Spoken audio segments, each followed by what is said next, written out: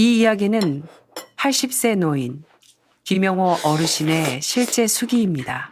세 자녀에게 철저히 소외당하던 그가 화를 내거나 애원하는 대신 기가 막힌 묘수 하나로 상황을 완전히 뒤집은 이야기입니다.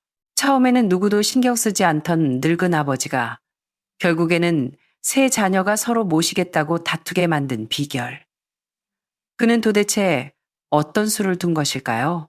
그리고 단 한마디로 자식들의 태도를 180도 바꾸게 만든 힘은 무엇이었을까요? 자식들의 무관심에 가슴 시린 적이 있다면 계속 참아야 할지, 아니면 내 몫을 찾아야 할지 고민 중이라면 오늘의 이야기가 큰 도움이 될 것입니다. 이것은 단순히 자식들을 꾸짖는 이야기가 아닙니다. 노년의 삶을 주체적으로 장악하는 지혜에 관한 이야기입니다. 새벽 3시에 독백 채널에 오신 것을 환영합니다. 오늘은 자식의 맹목적인 효도를 기다리기보다 가르침이라는 회초리를 든 80세 아버지의 통쾌하고도 묵직한 실화를 전해드립니다. 제 이름은 김영호, 올해로 80이 되었습니다. 흔히 말하는 산수산설 잔치를 벌여도 될 나이지만 이번 생일은 혼자 보냈습니다. 아침 6시 동이 트기도 전에 눈이 떠졌습니다. 이불 속에 가만히 누워 예전 생일 풍경을 떠올려 보았습니다. 아이들이 어릴 땐 제가 미역국을 끓이면 서로 고기를 더 먹겠다고 냄비 주변에서 아우성치곤 했지요. 아내가 살아있을 땐 며칠 전부터 호들갑을 떨며 여보, 이제 당신도 나이 들었으니 폼 좀 잡아야지 라며 새 수건이며 속옷을 사오곤 했습니다. 천천히 몸을 일으켜 따뜻한 물 한 잔을 마시고 부엌으로 갔습니다. 닭은 어젯밤부터 해동해 두었고 소고기 장조림은 사흘 전부터 제 비법대로 끓여둔 것이었습니다. 아이들이 바쁜 건 압니다. 거창한 잔치는 바라지도 않았습니다. 그저 80이라는 나이가 적지 않으니 얼굴이나 비추고 생신 축하드려요 한마디 하며 제가 차린 밥 한 끼 먹고 가길 바랐습니다. 큰아들 태훈이가 좋아하는 고등어는 새벽 시장에서 제일 싱싱한 놈으로 골라왔고 둘째 딸 미경이는 깻잎을 싫어하니 쌈 채소에서 미리 빼두었습니다. 막내 상호는 비계를 싫어하니 삼겹살도 살코기 많은 쪽으로 준비했지요. 6가지 요리에 국 하나, 그리고 떡까지 찌고 나니 부엌은 잔치집처럼 김이 모락모락 피어올랐습니다. 깨끗한 셔츠로 갈아입고 거실에 앉아 아이들을 기다렸습니다. 12시가 되었습니다. 전화 한 통 없더군요. 오느라 바쁜가 보다 생각했습니다. 12시 20분 참다 못해 큰아들 태훈이에게 전화를 걸었습니다. 여보세요? 아, 아버지. 오늘 회사에 갑자기 긴급 회의가 잡혀서요. 오후 늦게나 끝날 것 같아요. 제가 나중에 따로 맛있는 거 사드릴게요. 네? 그래. 일이 중요하지. 전화를 끊기도 전에 아들은 밥 굶지 마세요 라는 영혼 없는 말을 남겼습니다. 수화기를 내려놓으니 집안이 더 고요해졌습니다. 5분도 안 되어 둘째 미경이에게서 영상통화가 왔습니다. 화려한 화장에 미용 가운을 입은 딸. 배경은 딸이 운영하는 피부관리실이었습니다. 아빠, 생신 축하드려요. 오늘 예약이 풀이라 도저히 짬이 안 나네. 제가 케이크 배달시켰으니까 그거 꼭 드세요. 사랑해요. 그래, 무리하지 말고. 대답할 새도 없이 전화는 끊겼습니다. 마지막은 막내 상우. 녀석은 음성 메시지 하나 달랑 보냈더군요. 아빠, 오늘 지방으로 배달 가요. 나중에 전화 드릴게요. 바람처럼 가벼운 말투. 그 음성을 2번이나 반복해 듣고는 휴대폰을 덮었습니다. 12시 40분. 배달기사가 작은 케이크 상자를 건네주고 갔습니다. 열어보니 한쪽이 찌그러져 있더군요. 아무 말 없이 냉장고 구석에 넣어두었습니다. 식탁 위에는 정성껏 차린 음식이 식어가고 있었습니다. 고등어 조림 위에는 하얗게 기름이 떴고 따뜻했던 떡은 굳어가고 있었습니다. 혼자 식탁에 앉아 밥을 먹었습니다. 우물거리는 씹는 소리와 냉장고 돌아가는 웅 소리만이 집안을 채웠습니다. 밥을 먹고 소파에 앉아 아내와 함께 샀던 묵은 녹차를 우려 마셨습니다. 차 향기는 여전한데 아무 맛도 느껴지지 않았습니다. 창밖으로 햇살이 쏟아져 들어와 제 손등에 검버섯을 비췄습니다. 그 주름과 반점들이 이렇게 말하는 것 같았습니다. 너는 늙었어. 하지만 너는 모든 걸 기억하고 있지. 오후 3시쯤 초인종이 울렸습니다. 문을 여니 앞집이 여사였습니다. 손에 뜨거운 국그릇을 들고 서 있었죠. 오늘 생일이시죠? 자식들은 왔다 갔나요? 저는 씁쓸하게 웃으며 거짓말을 했습니다. 네, 방금 갔습니다. 이 여사는 아무 말 없이 그릇을 제 손에 쥐어주었습니다. 갈비탕 좀 끓였어요. 날 추운데 몸 좀 녹이세요.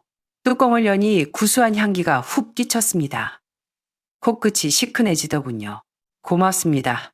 목이 메어 목소리가 갈라졌습니다. 진수성찬보다 누군가 나를 기억해준다는 사실이 사무치게 고마웠습니다. 그날 밤 저는 부엌에 앉아 이 여사가 준 국을 한 숟가락씩 떠먹었습니다. 제 생일에 따뜻한 건 그 국 한 그릇뿐이었고 차가운 건 제가 차린 한 상 가득한 밥이었습니다.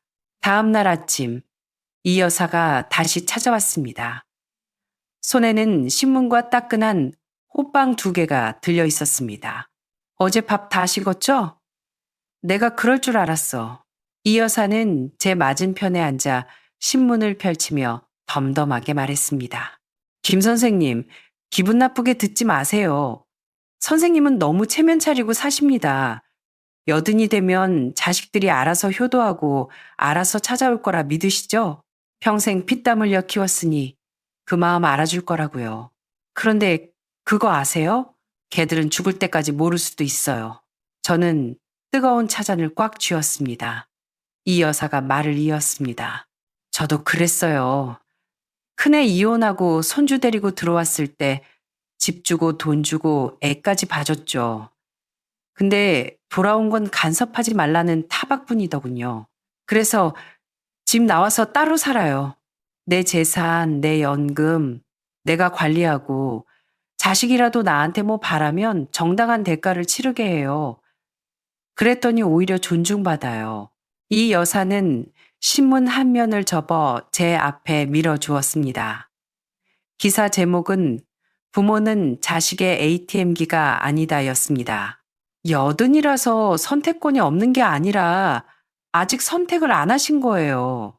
이 여사가 돌아간 뒤 저는 베란다에 앉아 생각에 잠겼습니다.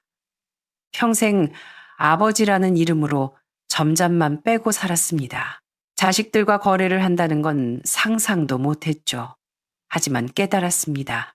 자식은 가르치는 게 아니라 농사 짓듯 관리해야 한다는 것을요.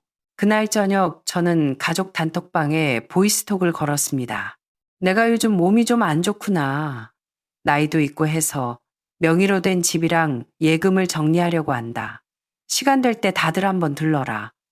너희 생각을 좀 들어야겠다. 전화를 끊자마자 둘째 미경이에게서 카톡 폭탄이 쏟아졌습니다.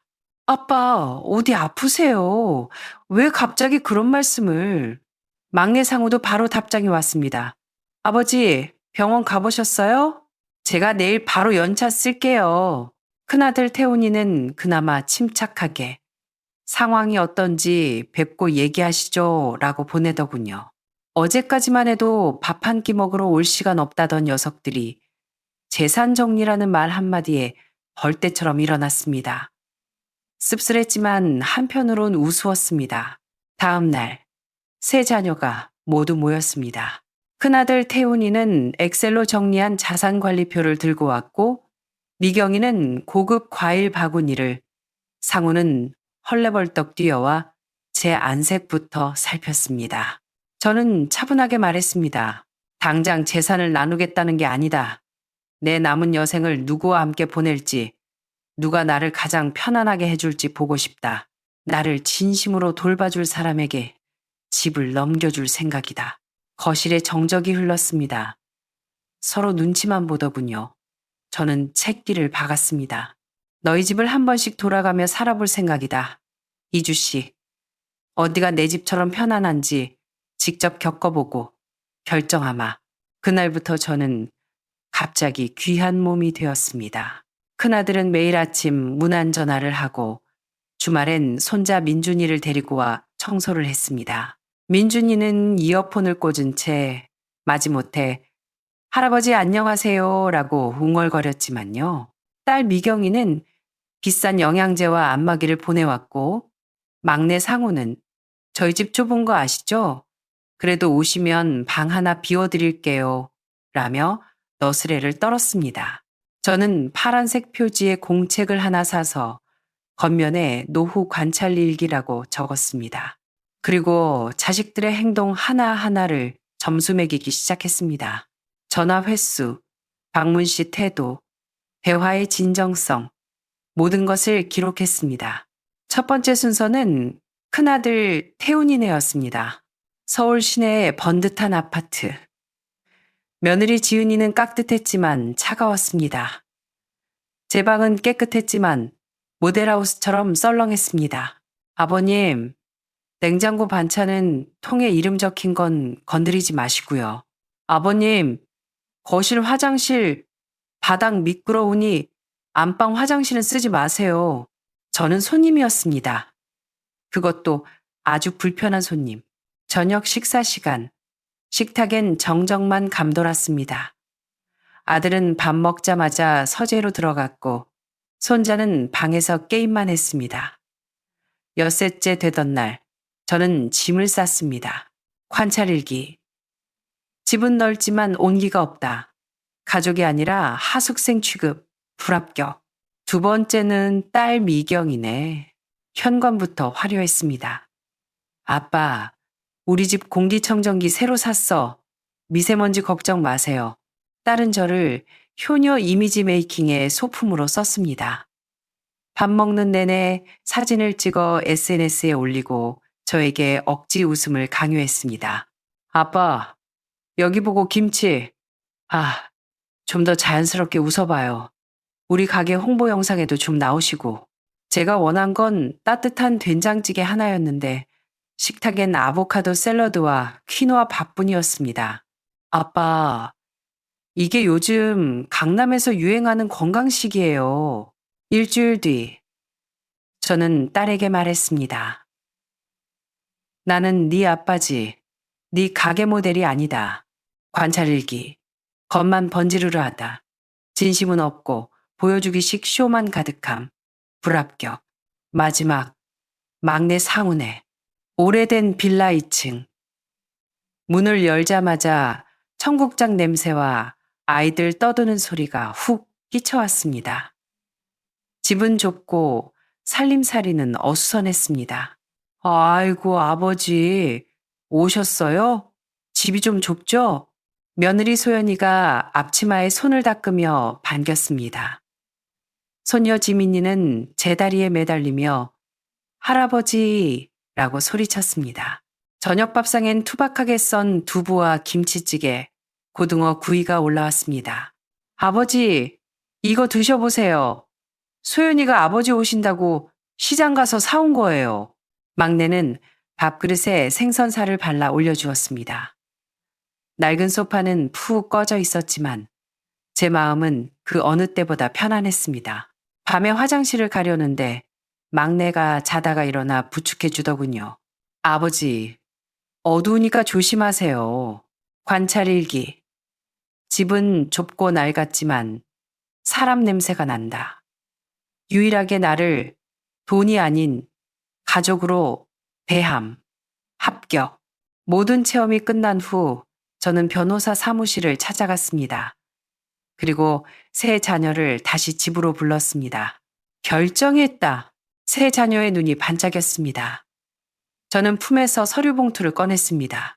내 재산은 모두 유언 대용 신탁으로 묶어두었다. 내가 죽으면 사회에 환원된다. 네?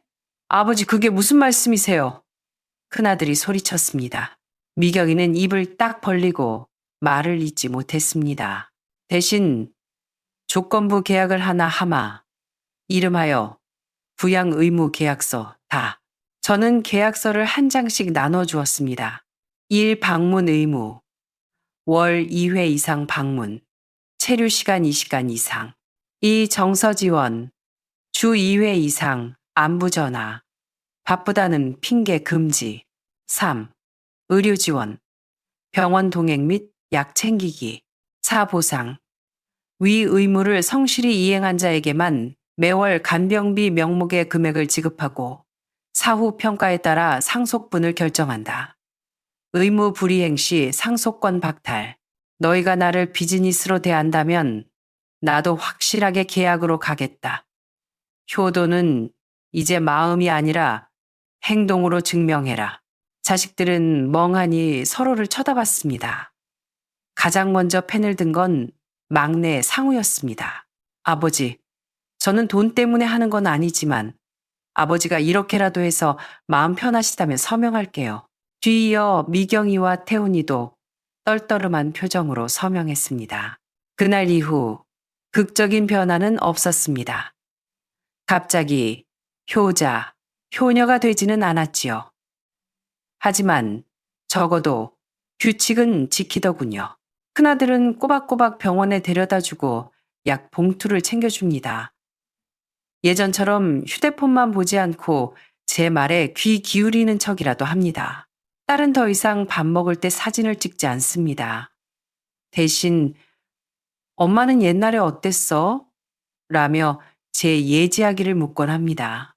막내는 여전히 넉살 좋게 저를 대하고 손녀 지민이는 제 무릎에서 재롱을 부립니다.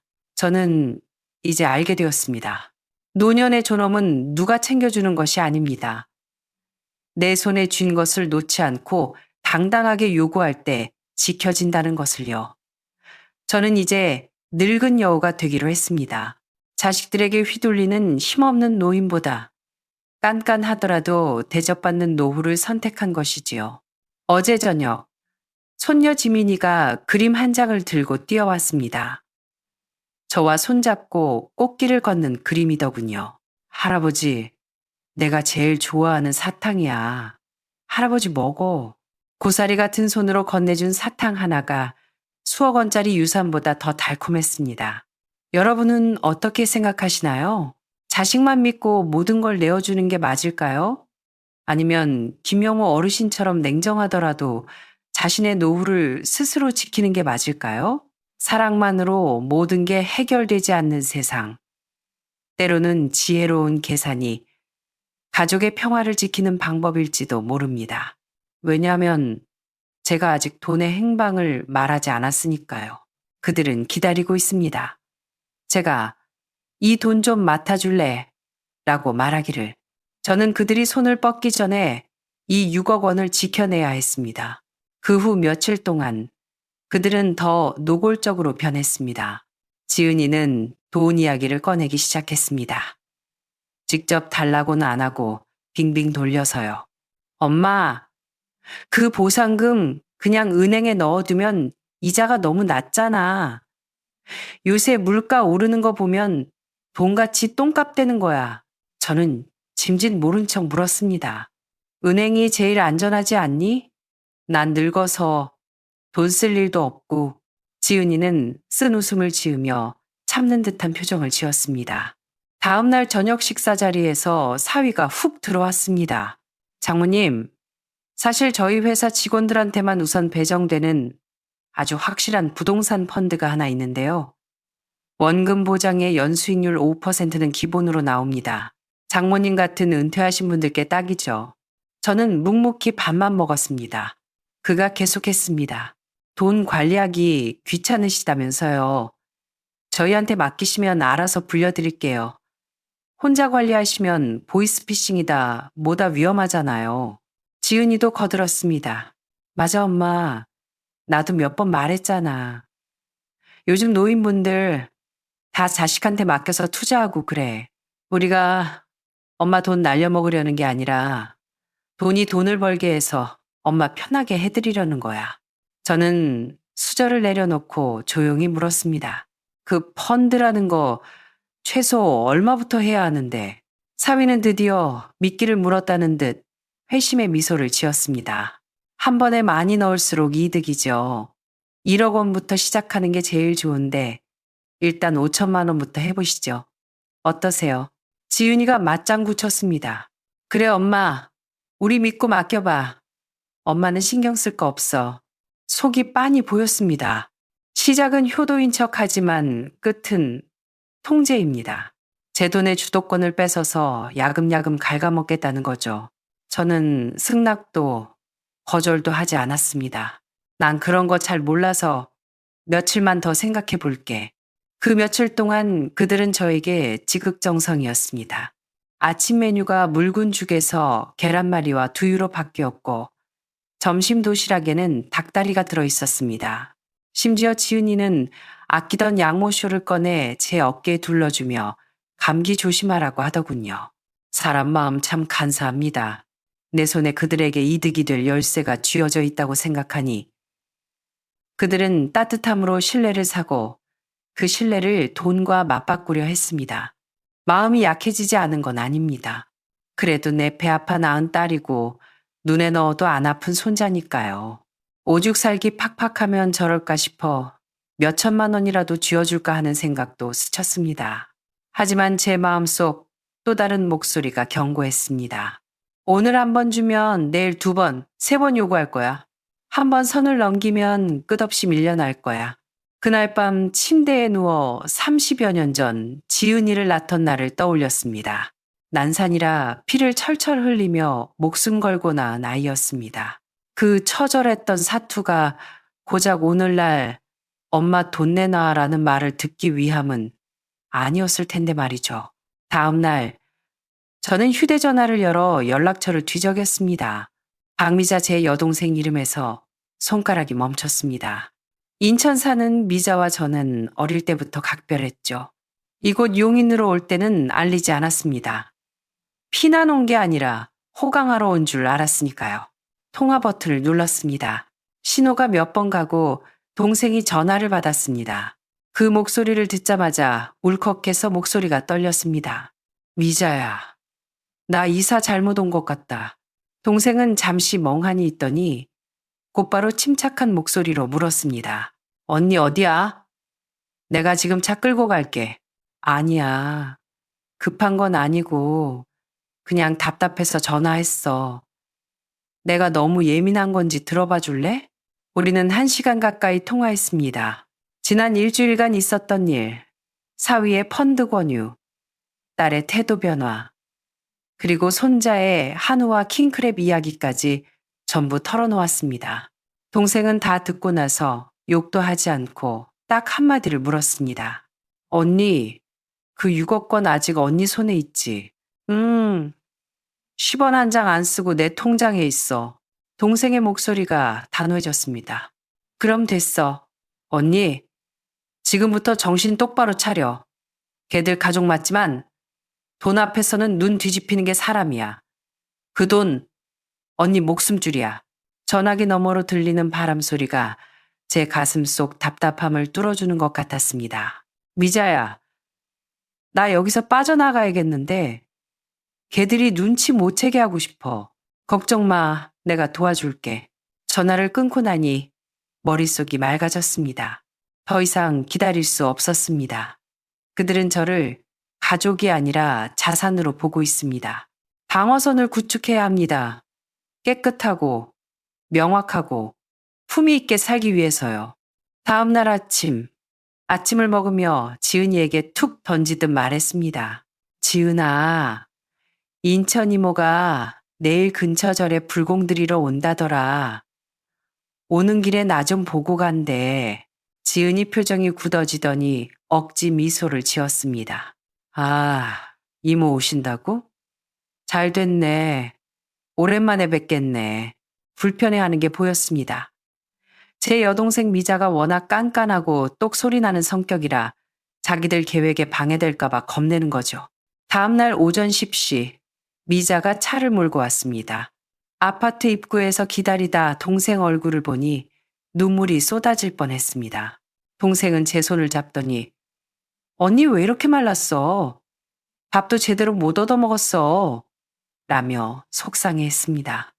우리는 집으로 바로 들어가지 않고 근처 카페로 가서 자리를 잡았습니다. 따뜻한 차 한 잔을 시켜놓고 구체적인 계획을 짰습니다. 언니, 이렇게 하자. 걔들은 지금 언니가 돈 내놓기만을 기다리고 있어. 일단 고민하는 척 하다가 공동 명의 통장을 만들자고 제안해. 그럼 희망이 있다고 생각할 거야. 그리고 동생이 물었습니다. 통장 만들러 은행 가기 전에 내가 건강검진 받아야 한다고 핑계를 댈게. 네가 보호자로 같이 가달라고 하고. 실제로는 그날 아침 일찍 돈을 전부 빼서 내 개인 명의로 분산 예치할 거야. 어느 은행으로 할 건데?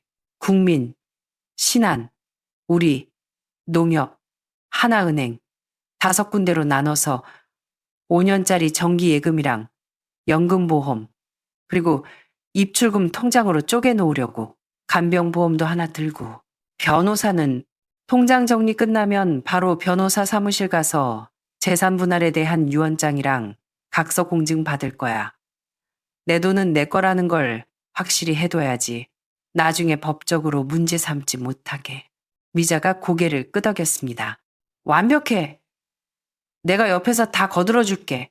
든든했습니다. 세상에 믿을 사람 하나 없다지만 그래도 피부치 동생 하나는 남았구나 싶었죠. 집으로 돌아오니 지은이는 여전히 어색한 미소를 띠고 있었습니다. 이모 오셨어요? 지은이 방에서 그림 그리는데 인사시킬까요? 됐다. 애 그리게 놔둬. 미자는 손사래를 치며 소파에 앉았습니다. 지은아, 너 요즘 살만하니? 동생의 질문에 지은이는 긴장한 듯 보였습니다. 네, 이모. 뭐 그럭저럭요. 엄마가 와 계셔서 좋죠. 그래? 그럼 잘 됐네. 참, 언니 그 보상금 받은 거 어느 은행에 넣어놨어? 이자는 좀 나와. 지은이 얼굴이 사색이 되었습니다. 아직 정리가 안 돼서요. 저희가 좀 알아봐 드리고 있어요. 재테크 쪽으로. 미자가 웃으며 말했습니다.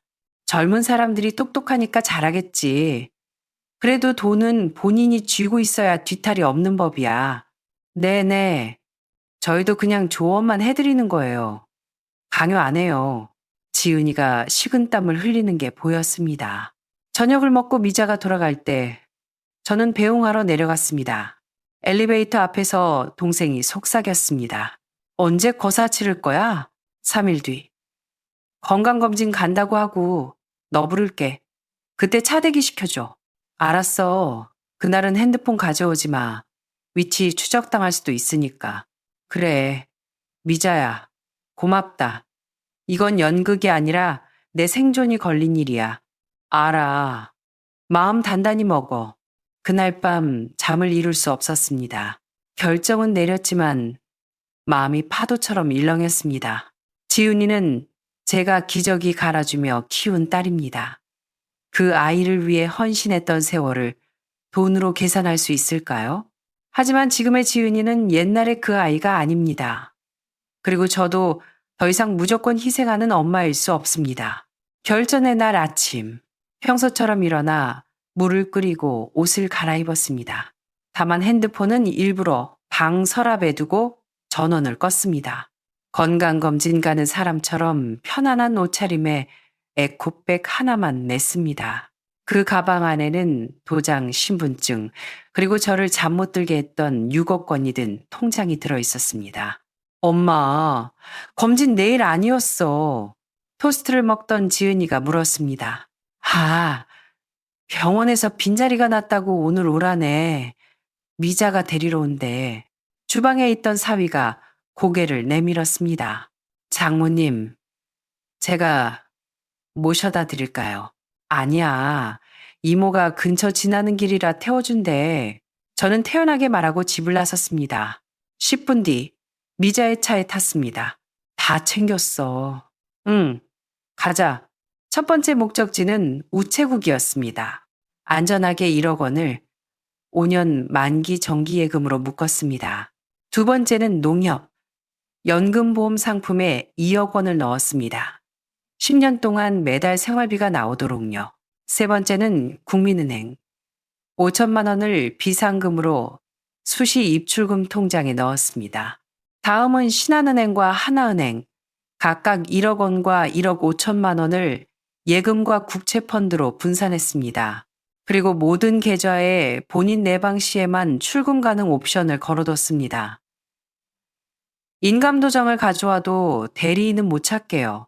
마지막으로 변호사 사무실에 들러 재산 자주권 선언서를 작성하고 공증을 받았습니다. 이 자산은 합법적인 보상금이며 자녀에게 증여하거나 위탁한 사실이 없고 본인의 명확한 의사로 관리한다. 서류에 서명하는데 손이 떨렸습니다. 모든 일이 끝나니 오후 2시가 넘었더군요. 동생과 편의점에 앉아 캔커피를 마시며 한숨을 돌렸습니다. 언니, 기분이 어때? 가슴을 짓누르던 바위 하나가 사라진 기분이야. 나머지 바위 하나는 아직 그 집에 있지. 저는 창밖을 보며 말했습니다. 이제 가서 마지막 연극을 끝내야지. 집으로 돌아가는 길. 우리는 말이 없었습니다. 아파트 입구에서 동생은 말 조심하고 빈틈 보이지 마라고 당부했습니다. 집에 들어가니 지은이가 소파에서 핸드폰을 하고 있더군요. 엄마, 왜 이렇게 늦었어? 아침에 갔다며. 사람이 많아서 대기가 길었어. 결과는 며칠 뒤에 나온대. 별일 없대. 혈압이 좀 높다네. 조심하래. 저는 무심하게 대답하고 방으로 들어와 가방을 정리했습니다. 거울 속 제 얼굴은 무표정했지만 눈빛은 달라져 있었습니다. 저는 이제 얹혀 사는 눈치 보는 노인네가 아닙니다. 제 존엄을 지키기 위해 싸우는 어머니였습니다. 그날 저녁, 저는 승부수를 던졌습니다. 밥을 먹다가 툭 말을 꺼냈습니다. 지은아, 이 서방, 지난번 말한 그 공동명의 통장 말이야. 생각해보니 너희 말이 맞는 것 같다. 나 혼자 관리하기도 벅차고 너희가 좀 맡아서 불려주는 게 낫겠어. 두 사람의 눈이 번쩍 뜨였습니다. 정말요, 장모님? 잘 생각하셨어요. 사위의 목소리가 한 톤 높아졌습니다. 지은이도 제 팔을 잡으며 엄마, 드디어 우리 믿어주는구나 라며 기뻐했습니다. 대신 조건이 있어. 3명 다 도장을 찍어야 돈을 찾을 수 있게 공동 명의로 하자. 그게 안전하잖아. 그들은 잠시 주춤하더니 이내 고개를 끄덕였습니다. 당연하죠. 장모님 뜻대로 하세요. 그럼 내일 오전 은행 문 열자마자 가서 처리하자. 다음 날 아침 우리는 근처 은행 지점에서 만났습니다. 은행에 들어서는데 손발이 차가워졌지만 마음을 다잡았습니다. 나는 싸우러 온 게 아니다. 선을 그으러 온 것이다. 창고에서 사위가 신나서 설명했습니다. 장모님이랑 저랑 아내랑 공동 명의 계좌 만들려고요. 은행 직원이 서류를 준비하는 동안 제가 가방에서 서류 뭉치를 꺼냈습니다. 사실 오늘 할 말이 있다. 사위가 멈칫했습니다. 무슨 말씀이세요? 저는 또렷한 목소리로 은행 직원과 주변 사람들이 다 들을 수 있게 말했습니다. 이미 내 재산 6억 원은 어제부로 5개 은행에 내 명의로 분산 예치 끝냈다. 그리고 변호사 공증까지 마쳤어. 오늘 만들려는 이 통장은 그냥 너희 안심시키려고 푼돈이나 넣어두려던 거야. 지은이 얼굴이 하얗게 질렸습니다. 엄마, 지금 무슨 소리 하는 거야? 돈은 내 목숨줄이다. 너희가 함부로 굴릴 자원이 아니야. 내가 늙었다고 해서 노망난 줄 아니. 사위가 화를 참지 못하고 카운터를 내리쳤습니다. 장모님, 사람을 무슨 도둑 취급하십니까? 저희 가족이에요. 저는 그를 무시하고 은행 직원에게 말했습니다. 아가씨, 지금 이 공동계좌 신청 취소할게요. 그리고 앞으로 누가 내 돈에 손대려고 하면 반드시 본인 확인 철저히 해주세요. 안 그러면 법적 대응할 겁니다. 직원은 심상치 않은 분위기를 감지하고 고개를 끄덕였습니다. 네, 알겠습니다, 고객님. 주변 사람들이 웅성거리기 시작했습니다. 세상에 자식들이 재산 뺏으려나 봐. 노인네가 돈 있으니까 무섭네. 저는 당당하게 가방을 챙겨 일어섰습니다. 지은이가 쫓아와 제 팔을 잡았습니다. 엄마, 오해야. 우리가 그런 뜻이 아니라 엄마 사기당할까봐. 저는 팔을 뿌리치며 차갑게 쏘아붙였습니다. 그날 밤 너희끼리 킹크랩에 와인 마실 때는 내가 사기당할까봐 걱정 안 되던. 지은이는 입을 다물었습니다. 사위는 얼굴이 불그락불락해서 소리쳤습니다. 장모님 너무하네 진짜. 어차피 나중에 우리가 상속받을 거 아닙니까? 지금 주나 나중에 주나. 저는 뒤도 안 돌아보고 말했습니다. 상속은 내가 유언장에 써야 받는 거지. 은행을 나와 햇살 아래 섰습니다. 눈이 부셨지만 이렇게 정신이 맑았던 적은 없었습니다. 친정엄마 놀이는 끝났습니다. 저는 마지막 카드를 썼고 이제 돌아갈 길은 없습니다. 집에 돌아오니 공기가 무거웠습니다. 지은이는 울고 있었고 사위는 씩씩거리고 있었습니다.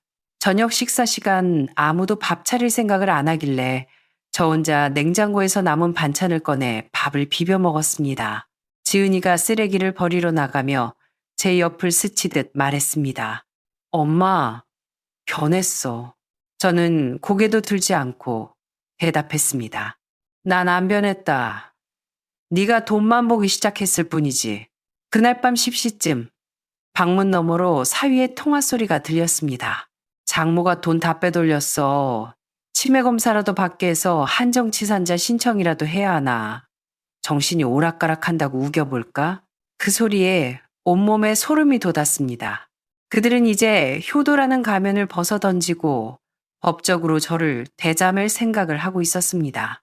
방문을 잠그고 뜬 눈으로 밤을 지새웠습니다. 다음 날 아침 아무 일 없는 척 세수를 하고 지훈이에게 말을 걸었습니다. 지훈아, 할머니 흰 운동화가 안 보이네. 신발장 좀 봐줄래? 지은이가 신발장 쪽으로 간 사이 저는 미리 챙겨둔 가방과 열쇠를 들고 현관을 빠져나왔습니다. 엘리베이터가 마침 열려 있었습니다. 닫힌 버튼을 누르는 순간 뒤에서 지은이의 비명이 들렸습니다. 엄마! 어디가? 문이 닫히고 저는 안도와 공포가 뒤섞인 숨을 몰아쉬었습니다. 1층에 내려가니 미자의 차가 대기하고 있었습니다. 차에 뛰어오르자마자 동생이 엑셀을 밟았습니다. 갔어.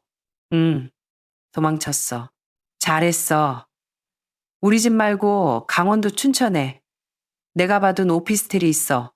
거기로 가자. 그렇게 저는 딸의 집에서 탈출했습니다. 뒤도 돌아보지 않았고 전화번호도 바꿨습니다. 누군가는 독하다고 할지 모릅니다. 하지만 이건 생존을 위한 선택이었습니다. 엄마 늙었잖아.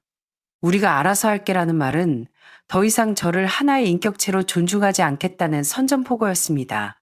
그로부터 5개월이 지났습니다. 저는 지금 춘천의 한 조용한 오피스텔에 살고 있습니다. 6억 원 중 일부로 작은 집을 샀고 나머지는 연금과 예금으로 묶어 매달 생활비가 나옵니다. 아침 6시 반에 일어나 창밖의 호수를 보며 차를 마십니다. 문화센터에서 스마트폰 배우기, 요가, 사기 예방 강의를 듣습니다. 강사가 자식에게 재산 뺏기지 않는 법을 강의할 때 다른 노인들은 웃지만 저는 웃지 않습니다. 그건 제 이야기니까요. 가끔 지은이에게 문자가 옵니다. 엄마 잘못했어. 지훈이가 할머니 보고 싶대.